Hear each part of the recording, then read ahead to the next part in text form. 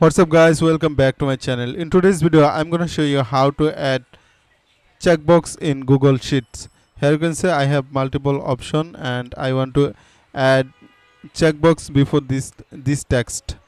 So that first of all go to insert and click to checkbox and then hover over the dot menu, and here you can see a plus icon. When hover over the dot menu, when you can see a plus but icon, then click on your mouse pointer and hold down, and you can see all the boxes have checkbox. Now we want to add tick mark, check mark. You can check all the boxes and also you can change as you want to add or not. It's a very simple process.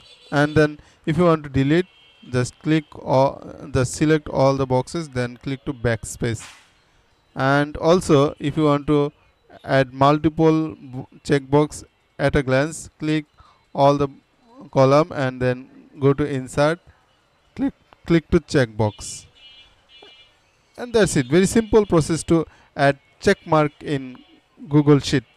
I think this is helpful for you. If you think this is helpful, then consider to like, comment, share and subscribe.